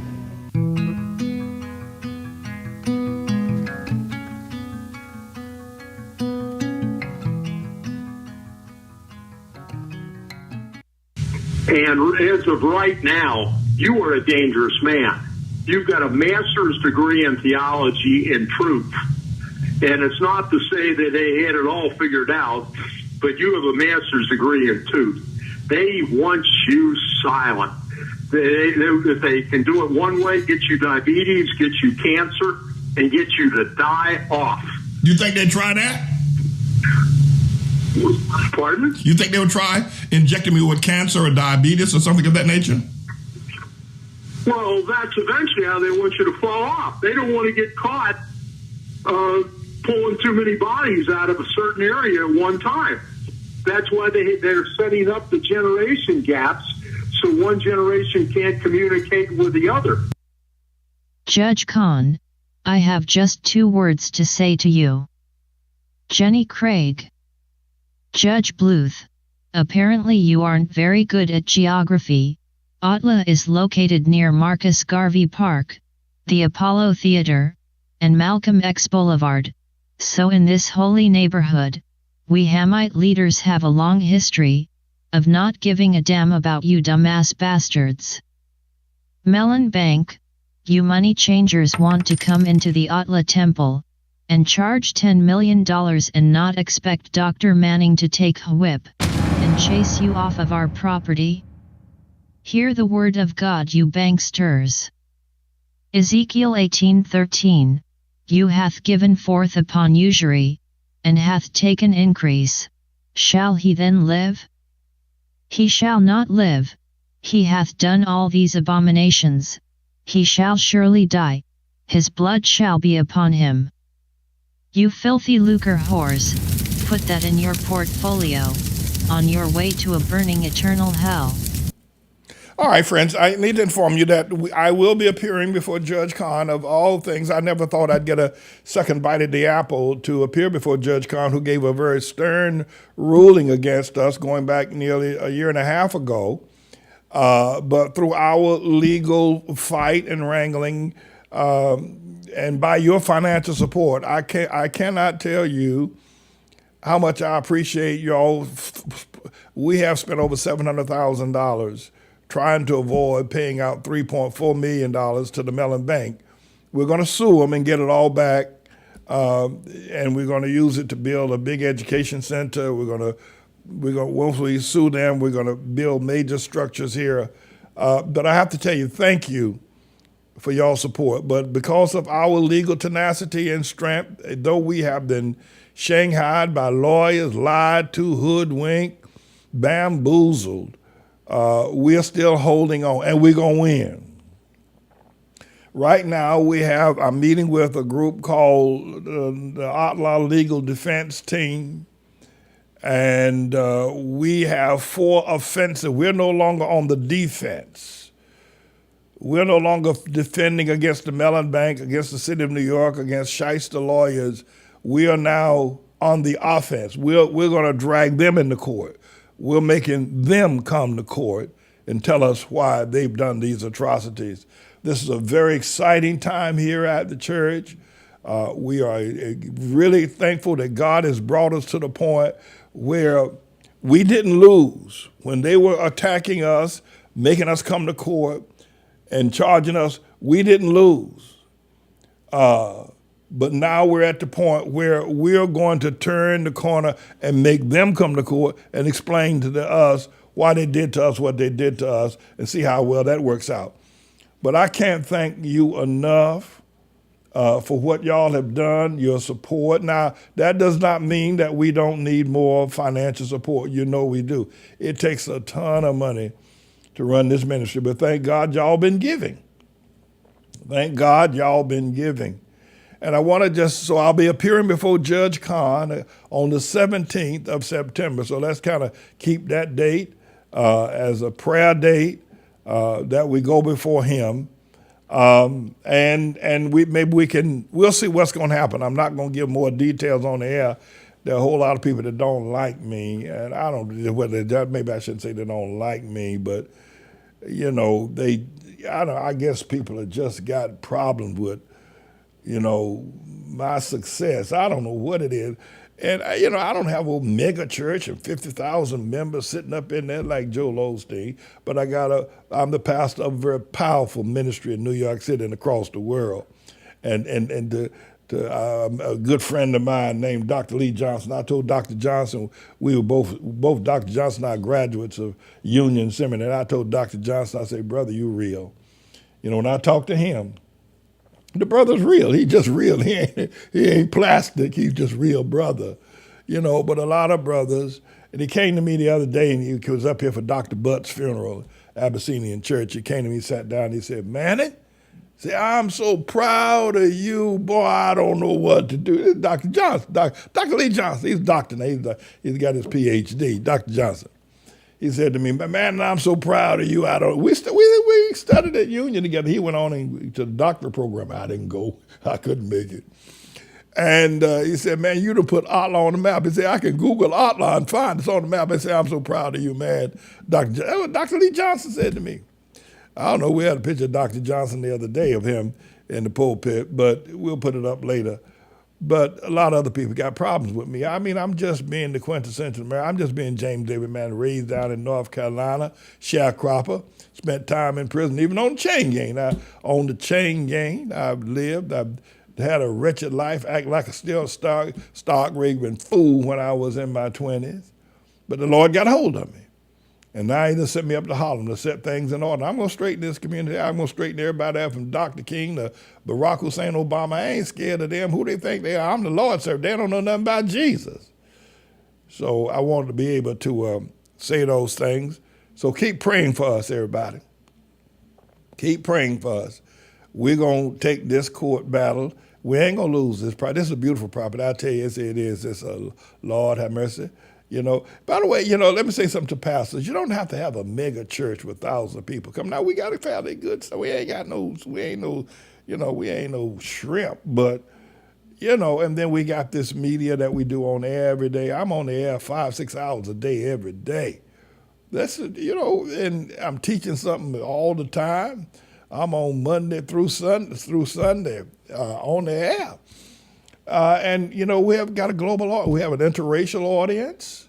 It ain't just about black folk. It's we got a whole mixture of people. We got more Japheth people, you call them white, as members of our congregation than we do black folk. And we got a powerful youth ministry.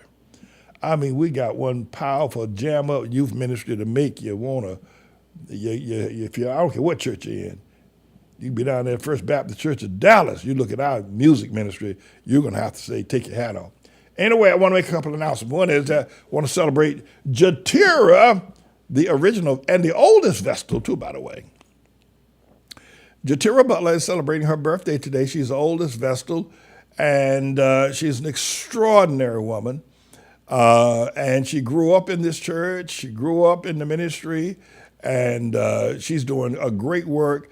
And she is a medical student and has been so for some time. And I'm waiting. I can't wait for the day when Jatira becomes my personal physician. I don't know if I'm going to have her as my personal physician. I don't want Jatira putting a stethoscope on my chest looking at me because I go to doctor, take off all your clothes. I said, who are you? I already know you. The doctor told me the other day. He said, take off all your clothes except for your underwear. I said, man, I don't know you. They take off my clothes like that before you.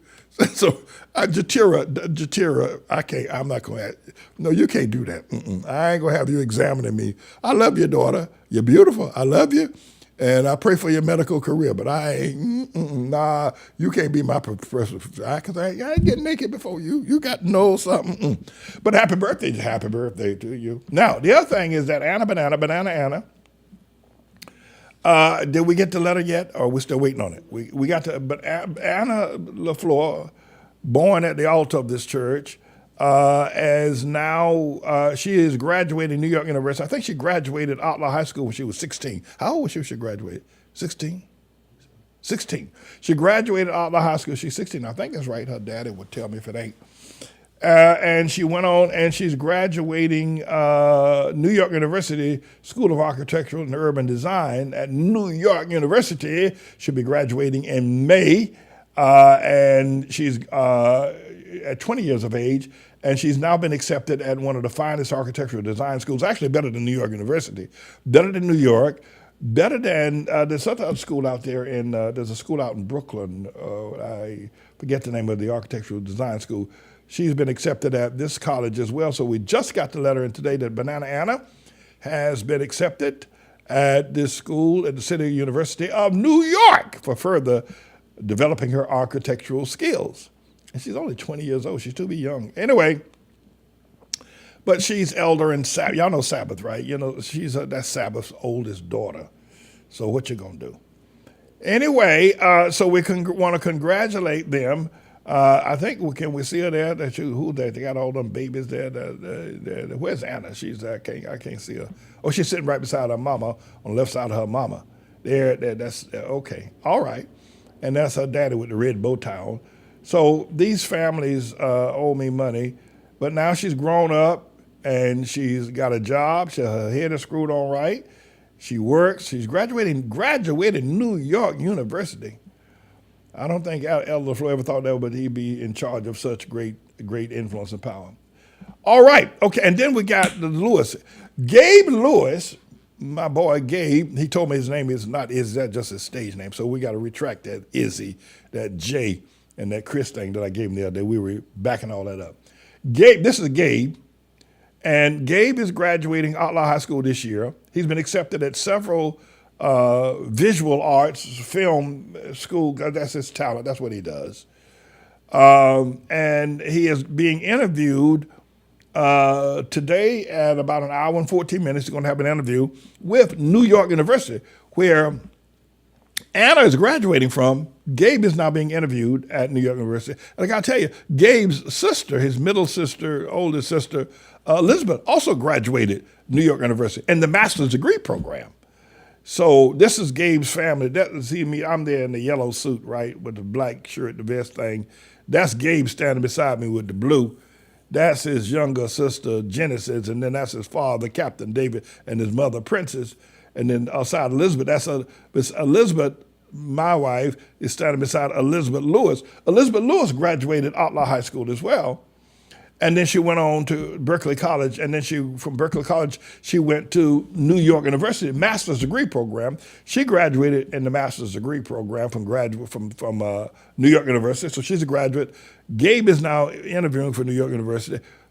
Her sister, attorney, they would call her Attorney Flannery now, is a graduate of Cardozo Law School. She graduated Outlaw High School, St. John's University.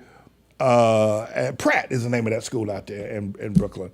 And then Attorney Flannery, and then that's her husband, Elder Salem, who's also a graduate, I think, of Pratt School, and also he's in design. Way out there, they do a whole lot of stuff out there with the medical industry, pulling down the big bucks. And right there is my engineer, Captain Elijah Lewis, who's my engineer, who's on the board right now, running the board. So that's the entire Lewis family. But forget about all them others. Our focus is on Gabe today, right? Gabe is, he's a musician. He plays. You've seen him play the piano. He sings. He dances. He cuts up. He does a whole lot of stuff. So we're thankful to the Lord for all the great and awesome things that God's doing. Now I have to tell you that our young people are going on a ski trip. Elder LaFleur is going to take them. I ain't going. Elder LaFleur is going to take all the young people and some of the old people on a ski trip to Mount Southington this weekend. That is right. And they're going to be snowboarding, on the lift, skiing, I don't know. But they're going to have a good time. And we got a lot of things planned for, we're going to be out in the courtyard with our worship services this year. We're going to have concerts in the courtyard once spring break happens. We're looking forward to a great time. And I know we're in the midst of the foreclosure. Listen, we need your help. We need your financial help. I was telling people the other day that, I go to bed at night wondering if the marshal's going to be outside our building saying that the church has been sold on a secret ex parte auction, and we didn't know anything about it. Now we got to leave this beautiful building, pack up all our furniture, all our Bibles, all our microphones, and all our pews, and all our clothing, and everything, and all our classrooms and books. We got to pack it all up and put it somewhere and get out the building. I was going to bed every night for a couple of years with that hanging over my head. It wasn't easy. I'm going to tell you the truth. It wasn't easy. But God, the Lord was with me. The Lord was with me. God knows He's with me. But I think, it's good to know the Lord is with you. But every now and then, it's also good that you got people from all over America that are supporting me. There's a pastor down there. He's a Japheth brother. He's a pastor. He and his wife gave me a plot of land and said, Pastor, sell it. If I sell it, I got to pay taxes. Pastor, you sell it and use the money for the court battle. Then after that, a week so later, he sent me a great big old check for $1,000, made your eyes budge. One woman from down there in Alabama sends a check for $10,000. I'll tell you, and then there's one woman, I think she's a preacher down in Washington, sends a check for $10. It's good to know Jesus is with you. But I tell you, what made me sleep at night with that threat was I know that people are out there supporting me, that people all over America are supporting me. Even Brother Canaan over there in the UK. Brother Canaan in the UK sends his gift. And Deacon Joseph Manning sends a gift every day to them. Every day never fails. Even on Sunday and Saturday, he sends a gift. And Brother Holnicker sent us a gift for a couple of $1,000 back in December. He said, well, I'm going to send it because I think you might need it. I think you might need it. So we're not going to lose this. I'm not going to let y'all down. I'm not going to let y'all down. I'm not going to let y'all down. I'm not going to let them take this building. But I do want to tell you, in the midst of this, I'm going to take, 25 or 30 students to Rome, Italy this year in June. Now, it's going to cost us a lot of money. You say, well, Pastor Manning, you ought to be using that money for the lawyers. Well, I ain't going to argue with you about that. But I'm going to believe that God's going to supply where we can pay the lawyers and the airfare to take about 25, 30 people with us over there to Rome. It's important that we take the Vestals over there, the Vestal Virgins, and we spend a week over there in Rome. And I'm going to ask you to go ahead and pray with me that God will give us the resources to be able to do it while maintaining everything else, maintaining the breakfast program, buying the food, the bananas, the milk, and all of that. And then we're going to have a big wedding here called Deborah the Diva. You got a picture of Deborah the Diva. Deborah the Diva, Deborah the opera diva is going to be graduating. We got a lot of graduation coming up this year. She's going to be graduating in May also from Juilliard in the postgraduate program of Juilliard. She's going to be graduating. And so then she's going to get married to Elder Smith in July. And so I asked y'all to pray. We said, Pastor Manning, you're going to go to Rome. You're going to, I heard the children are going on an all-expense paid ski trip. Ain't you in the middle of foreclosure, man? Don't you think you ought to be? We are, and I don't want you to think I'm wasting money. I'm not doing that, man. I'm telling you, I'm not doing it. I'm telling you, I'm not doing it. What I am telling you is that we're not going to stop the education of our children because the Mellon Bank wants to take our bank, which we ain't going to give it to them. Now, we just crawl into a hole and, say, well, we ain't going to do nothing. We ain't going to even, we ain't going to buy nothing. We're going to just, we're going to wait until this fight is over. We could be in this fight for another 2-3 years. The children would have graduated. What would happen to Hannah? What's going to happen to Gabe? What's going to happen to all the students in school now? We have got to continue our program. Continue feeding. We buy food price, a carton of eggs it costs you $9 now. I called a plumber the other day, and I called the plumber and I told him, I said, Elder LaFleur said we had to fix our system here. And so the plumber came, he fixed everything, and he gave us a bill for $3,000. I mean, for two, what was it? It was $1,000. He gave it, the plumber did. So I said to the plumber, I called and said, what is this? You just work for 2 hours? You mean to charge, as a plumber, you charge us $500 an hour? And whatever that day, okay. All right, let me back this up. Can I tell this differently? So a friend of mine who was a doctor, right? So the doctor calls the plumber, right? And the doctor has a beautiful office on Madison Avenue, Park Avenue here in New York City called the plumber. Plumber works 2 hours, gives him a bill for $1,000, right? So the doctor, who, is a very well-respected doctor in New York practicing medicine, he says, you charge me $500 an hour as a plumber? The doctor says, I'm a doctor, and I don't get $500 an hour. And the plumber said, yeah, when I was a doctor, I didn't get it either. Okay. See, I messed the joke up when I started saying it was me. I forgot it was the doctor that makes fun. Anyway, we're going to keep on trucking here. We're going to keep on living. Thank y'all for your love. Thank y'all for your support. Thank y'all. Thank you. Much obliged, what Mr. Clyde Lewis would say. Anyway, everybody, I'm James David Manning. I'm the Lord's servant.